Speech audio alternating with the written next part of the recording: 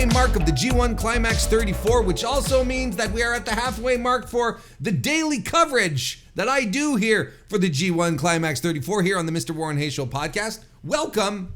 I'm Warren Hayes, and we're gonna get to it. We are going to jump in to reviewing night 8 of the G1, which was another solid overall show. I have not many complaints, minute complaints. And before we get into it, just maybe a slight reminder to leave a like if you're watching this on youtube.com/MrWarrenHayes, or a 5-star review on Apple Podcasts, 5-star rating on Spotify if you're listening to this on your favorite audio application.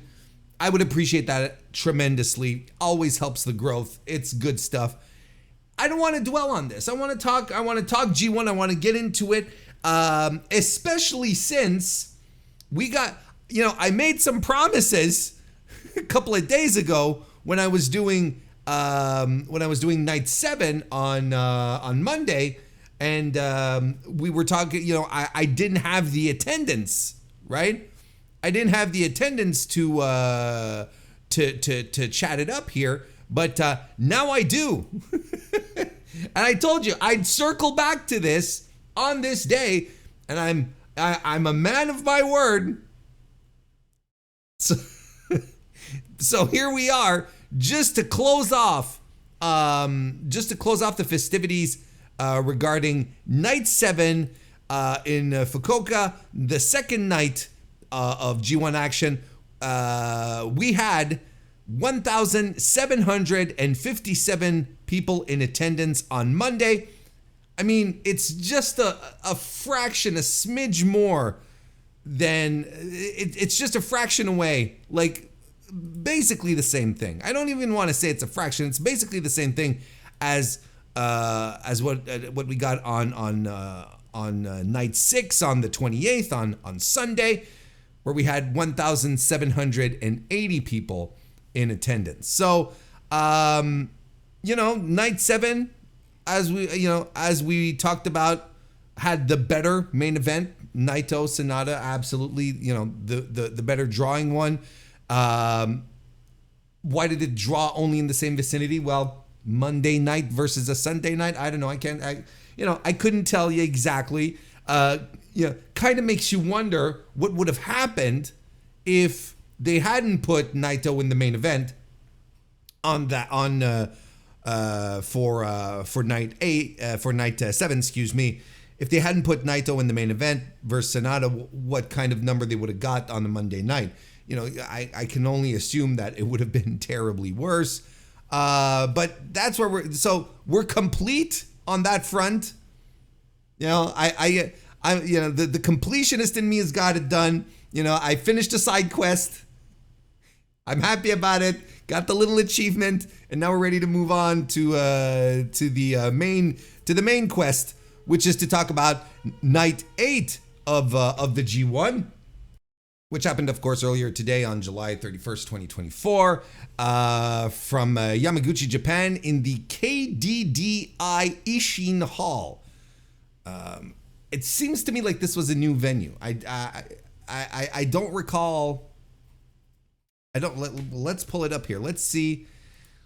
Let's do a little live research here. But I think it was a new venue that New Japan used earlier this year. The only other promotion that was in that venue this year was Stardom in May. It's a venue that's been used by Stardom in a couple of times in 2023. New Japan has been there. They haven't been to this specific venue in 2 years. Last time they were here was in December 2022. Night 11 of World Tag League happened here. So there you go. If anything, I guess it felt new to me, with the time spent away. I was like, oh, isn't that fun? A brand new venue, but maybe not that brand new. Anyway, 1,021 were in attendance for night 8. If we do our little comparisons to, let's say, night 8 of the G1 CLIMAX 33, well, we were in Korakuen last year. I think it was probably the first night of a couple of nights in Tokyo. So, we did 1,472 in Korakuen. So that wasn't so bad. The last time, but if we want to compare, let's say, to the last time New Japan was in Yamaguchi itself, the city, the attendance was 778 for a Road to Destruction 2023 show in September. So you can't really blame them for the low attendance. At least they got, at least the G1 drew a little more on that front. Why don't we just go with the results then of night 8 for B block? Yota Tsuji defeated Boltin Oleg. HENARE defeated Yuya Uemura. Jeff Cobb defeated El Phantasmo. Ren Narita got the best of Hirooki Goto. And David Finlay defeated Konosuke Takeshita. So let's get right to it. Then we'll start breaking all of this down. Starting off with the opener, of course, Tsuji beating Oleg. Tsuji started off with the control period, like almost straight off the bat. Oleg fought back as best as he could. Does the gut wrench swings. Boston Crab by Tsuji followed. Lands the stomp. Oleg kicks out. Kamikaze by Oleg lands, but Tsuji kicks out of that, which was, I think, a little surprising. I kind of held my breath when that happened. It's like, huh, really? But no. Oleg tries to go for another one, but Tsuji fights out of it and lands the spear for the Gene Blaster. The Gene Blast? The Gene Blast. The Gene Blast. God almighty. I give this 3 stars. Fine little opener. There's really not much more to say about it. Tsuji is climbing back up. He's got 4 points now. Oleg still at 4. HENARE defeated Yuya Uemura. This match was tremendous. Once again, Yuya Uemura involved in the best match of the show. I mean, this has been an upward, a steady climb for what did they call him? Heatstorm. There's no Heatstorm. Yuya early on tries to chop HENARE, and HENARE, well, he no-sells a bit of that. He takes him down. Berserker Bomb lands as well. Yuya fights back with a backdrop suplex. They trade strikes. HENARE takes him down with a liver punch. German suplex by Uemura. Lariat by HENARE follows. Yuya gets right back up and eats another lariat by HENARE. Yuya lands a drop kick followed by the flying crossbody off the top rope. Frog splash as well, but HENARE lifts his knees. German suplex by Uemura again. More strikes. Uemura runs the ropes and runs right into a rampage by HENARE. Uemura hits the dragon suplex, and HENARE ends the match with a Street of Rage. So there you go. Like I said, I thought this was a tremendous, hard-hitting, big moves, big dudes just throwing each other around. Uemura still doing the work from beneath, where they established early in the fight that HENARE is one tough guy, no selling offense, being just, the violent guy that he usually is, and Uemura had to work against that, and clearly it wasn't enough. HENARE just was the better man on this night. I love this match. Like I said, hard hitting, well put together, and Uemura continues to just be the the shining star of this tournament. And you know, like certain other promotions like to throw, you know, like to talk about star-making performances. You know, you're gonna have someone win a Money in the Bank. I wonder what promotion I'm talking about. You'll have someone win Money in the Bank, and that's going to be heralded as a star-making performance, regardless of what they did in the match, right? It's just like they climbed the ladder and they grabbed the briefcase, and somehow this is a, you know, star-making performance in this tournament. And we can start talking very confidently about this because we are at the halfway mark. In this tournament, there has been it has been a star-making let me say that again. It's been a star-making event for Uemura. He has clasped on to every minute that he has been in a ring. He has tried to tell stories, to create emotion, feeling in what he's doing every night. Plus, on top of that, having some super solid pro wrestling throughout. This is what a star-making performance looks like. He took this bull by the horns and decided to just like completely eat up every second he's on screen, and he's been super successful at that. I think this has been a star-making performance because I have never heard so many people talking about Uemura since this G1 here. And I think anyone who's watching it with any interest kind of agrees. I think it's hard to deny he has been the standout. He has come into his own, and you can see, it's much clearer anyway to see these star attributes that people feel he has. I think this has been a tremendous G1 just for that. If there's one reason to remember this G1, I think we'll do a post-mortem when we get there. But I think one of the things to remember about this G1 is the incredible showing of Uemura, a coming out party of sorts. You know, don't want to co-opt that term specifically, but still, nonetheless, you know, here's, you know, young guy coming in, and the focus is on, he comes into this company as a young guy coming off of his excursion, and there are three other guys in this company upon which the weight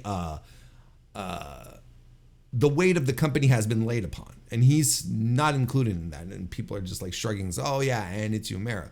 But slowly he started, you know, having matches, and you know, and you're like, oh, this guy has something. This is pretty good. This is actually real good what he's doing, and there's really something there. And I feel like it's all coming together in this G1. It's good stuff. Jeff Cobb defeated El Phantasmo. I gave 3 and 3/4 stars to HENARE and Uemura. HENARE now has 6 points, and Uemura is at 6, stays at 6, is what I should say. So yeah, over to Jeff Cobb defeating El Phantasmo. Some back and forth. Of course, to start, and Jeff Cobb just launches ELP into the air. They do a stalling superplex by Jeff Cobb as well, who follows up with the standing moonsault. Swing DDT by ELP, followed by the springboard, senton, and lion salt combo. F5000 by Jeff Cobb. They start trading some big strikes. Springboard by ELP is caught by Jeff Cobb, who then just plants him down with a tour of the islands. 3 1/4 star for me. I thought this was pretty good. Nothing out of the ordinary, nothing spectacular, you know. Yeah, look, I'm an El Phantasmo guy. I absolutely think that he has something that can translate it into bigger, better things for him, because he has the talent, he has the charisma, he has the crowd connection. There's so much going for him, right? And I was hoping he would have a better showing at the G1 this year, but they're deciding to go with the story that he's depressed.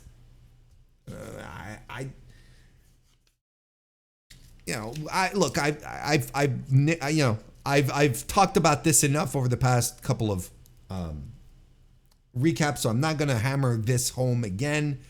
How much I don't like it, and how it doesn't make sense when you're in a tournament for, anyway. What is it going to take to light a fire under ELP and just take a spot here? We've talked a lot during the course of these reviews of these daily recaps. We've been talking quite a bit of the idea of taking spots or making your own spot in the case of some of the younger guys, and some of the veterans or guys who have been around a little longer, who aren't necessarily shoehorned into the next generation group. Maybe for them this G1 is, I need to show up so I can hold on to my spot. And that's why I feel like that guys like David Finlay, like Great Khan, are pulling out great performances in this G1 as well. Let's pump the brakes. Really good performances in this G1 as well, to make sure that they're not just tossed aside and their spot is given to someone else. And I don't feel that from El Phantasmo. I don't feel like he's digging in, like his spot is in peril. I don't know if he's just playing the story, playing the character, that he's so sad and depressed that his friend is gone. I don't know if it's that, or I don't know if it's just an overarching feeling of that. I don't know. I just don't know. But I don't think it's doing him any favors. And in an environment where guys are clearly, turning the work up, guys that you usually don't expect to have high levels of work, there are guys here who are turning up the work, I'm sure, in an effort to not be tossed aside, not be forgotten. Anywho, Jeff Cobb up to 6 points, ELP still at 2. Ren Narita defeated Hirooki Goto next. Interesting stat pulled out by commentary. Didn't know if you picked up on this. This was Hirooki Goto's 145th G1 match. That's nuts. Obviously this is the guy who is the most tenured that we have, right? With Tanahashi gone out of the tournament. It's crazy. Narita chokes, Goto uses a chair, lots of nonsense to start. Ren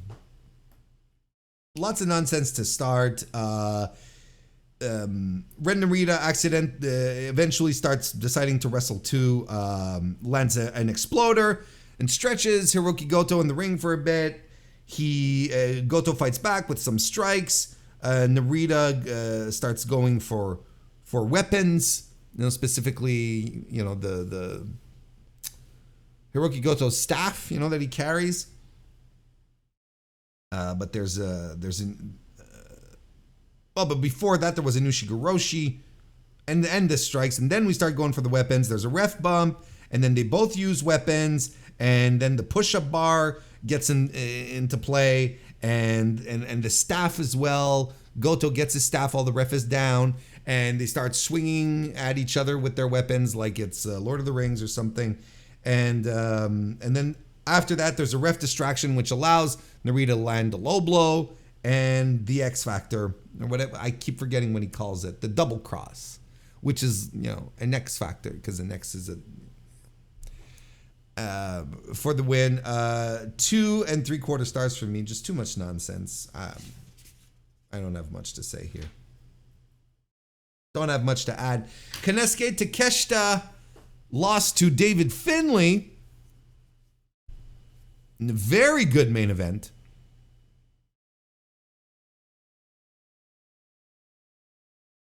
Takeshita is in control of this match until Dave Finlay starts to shove him off the top rope. Well, he shoves him off. He just goes to the top rope and just throws him off, which was kind of spectacular, and it ends up to the floor. David Finlay then beats him up on the floor.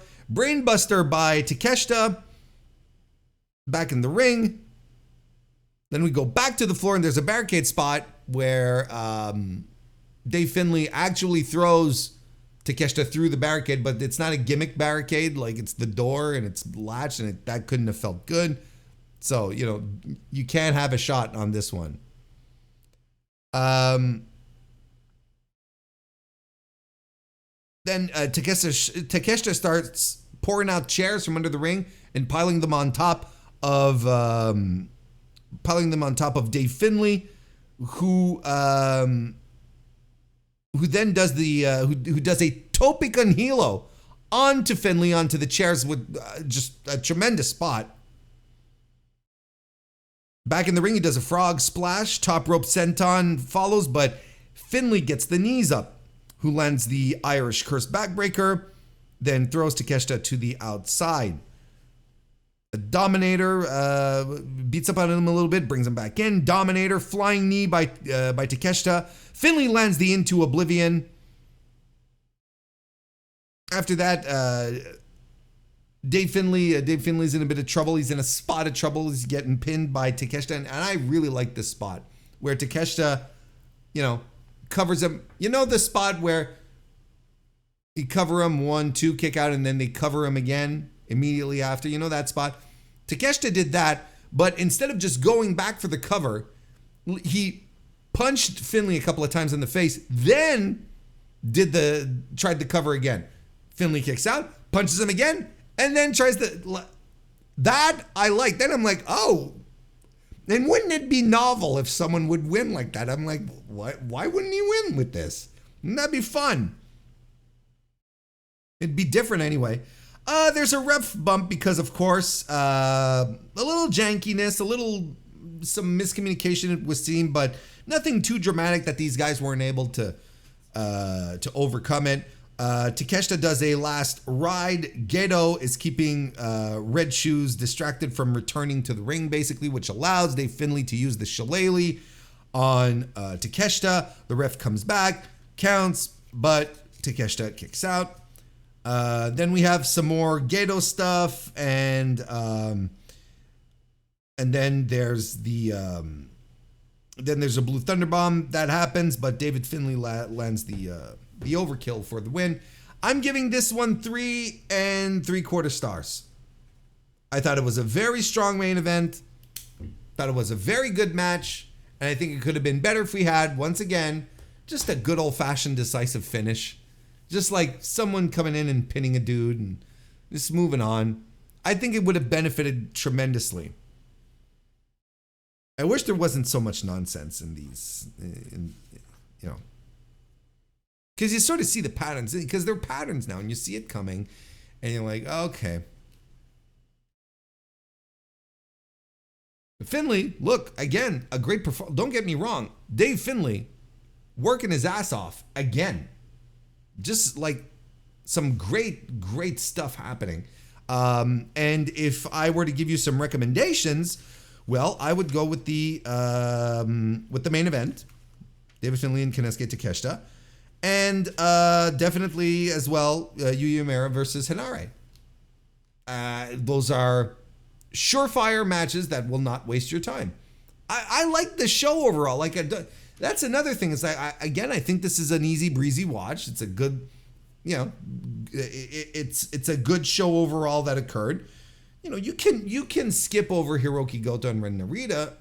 I didn't hate the match. It's just the nonsense keeps me from really fully enjoying it when there's too much interference and stuff. So I didn't hate it. That was good. I think there's a little, there's a little something for everyone on this one. It's another good, solid night of pro wrestling in the G1 Climax, which then leads us to our standings, where there's a logjam at 6 points. Look at all these guys here who have 6 points. Yuya Uemura, Konosuke Takeshita, David Finlay, Ren Narita, Jeff Cobb, and HENARE. That's 6 people? If my math is correct, don't forget, I stink at math.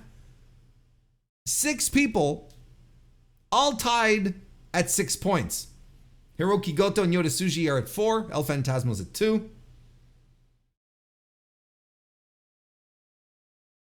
And again, like it's way too soon to start talking about. It's way too soon to start talking about eliminations, like especially when you have 6 guys tied for first. Like that just doesn't happen. But I did make a couple of editorial decisions here as far as the positioning goes. When I look at who holds the tiebreakers over whom, you can kind of start to see maybe a little bit of a pattern, right? Like,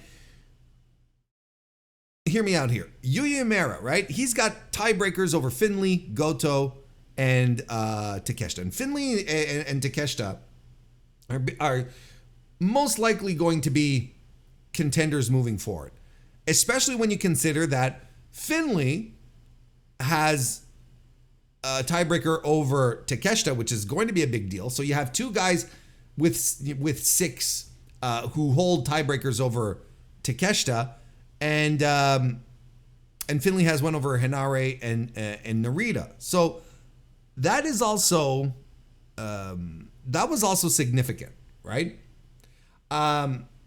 So and when it comes to Takeshita himself, he has tiebreakers over Cobb, HENARE, and Tsuji. So Tsuji might turn out to be a player. I wouldn't be surprised if he started up a little win streak here. I wouldn't be surprised in the least. So having that is significant. But Cobb, HENARE, I think they'll continue to be in the conversation. But the more things advance, I don't know if they're going to be in the finals. So, I'm still keeping those 3 at the top. I think Narita is, Narita has losses to Finlay and Boltin. He defeated Cobb, Goto, and ELP. So, he's kind of mid-range, if you ask me. Same thing with Jeff Cobb, holding tiebreakers over Goto, ELP, and Yuya, but lost against Takeshita and Narita. So that's significant. That's why, I'm putting him lower than Narita, because Narita has the tiebreaker over him. And look, El Phantasmo is most likely not going to be in the conversation. So having a win over him is not all that important, or having a tiebreaker, is not that important.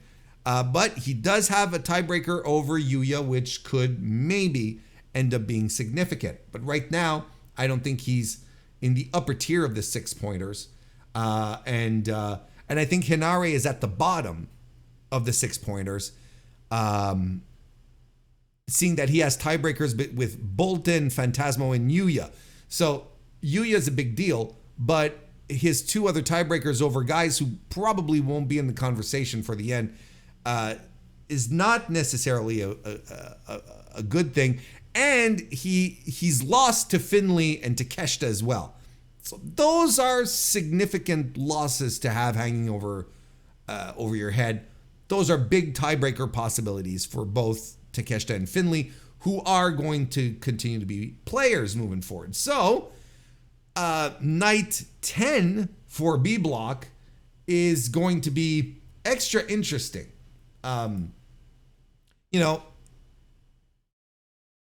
It's going to, we might even be privy to our very first official elimination. I think if El Phantasmo let me pull up my grid here. If El Phantasmo loses on night 10, right? Because he's got they all have 4 matches left, right? I think if he loses, depending on the results elsewhere, there's a very good chance that he will be out of the tournament. That he might be one of the first guys to be out on B block anyway, because A block's gonna happen first, and we're on that type of watch with Great Okan and Jake Lee as well over on A side. But yeah, he's still in. Like, if you wanted to believe, he could go on a winning streak, and he could go on a winning streak and end up winning his last 4 matches. You know, giving him 8 points, bringing him up to 10, and having, you know, tiebreakers over Finlay, over Takeshita, over Uemura, yeah, Hirooki Goto, like maybe. But I don't think that's the plan that they're going. But you know, we're almost there to start calling eliminations. I'm not sure. I'm not sure. This is the closest to me saying that this is a soft elimination, though. I'll tell you, this is the closest. This is the closest I've been. Closest I've been. So yeah. So the upper strata of the 6 pointers, Dave Finlay, Takeshita, Uemura, based on who they've beaten, makes sense to me. Narita and Jeff Cobb sort of like are in the mid-range, and HENARE is at the bottom of the 6 pointers, entirely based on who he's beaten and who is holding tiebreakers over him. So there you have it. Next time we convene, we are going to be here to talk about night 9, if I'm not mistaken. And is this? There we go. Okay. No, that's not right. This is not the right one. Hang on a second. Got confused in my windows here. So night 9 in Osaka at the Yamato Arena. We're going to be having Jake Lee taking on Callum Newman, Evil versus Great Okan, Tetsuya Naito versus Gabe Kidd, Sanada versus Shota Umino, and Shingo Takagi versus Zack Sabre Jr. I believe there's a fair chance that this is the order, and because the order on New Japan NJPW1972.com has not been updated. It's still like messing around, and they haven't announced, like, you don't have the undercard matches there either. So I'm like, okay, what's going on? What is this? But this may be the match order. So the main event might be Shingo versus Zack Sabre Jr., and that is a match that has tremendous implications moving forward, because Zack Sabre Jr. is at 8, so he could potentially keep himself very high in the conversation against Evil, who right now is at 10. Evil is up against the Great Okan. You know, technically speaking, this is a match that Evil should win. So, but nonetheless, and Shingo needs every win he can get at this point to make sure he stays in a strong part of the conversation. Shingo currently has 4 points. Sanada versus Shota Umino should be very interesting as well. So should be Gabe Kidd and Tetsuya Naito. Very compelling night 9 is waiting for us in 2 days on July 3rd. 3 days. We got 2 days off. Right? Today's the 31st. That's right. 3 days off. 2 days off. We'll be back here in 3 days to break down night 9, which should be very compelling for night A. I mean, I'm already excited to come back and talk about it with you all. But for now, we're going to wrap things up. We're going to press the old stop button and go do something else. Thank you everyone for tuning in, watching, listening, and enjoying, although that's very subjective, and I'll see you next time.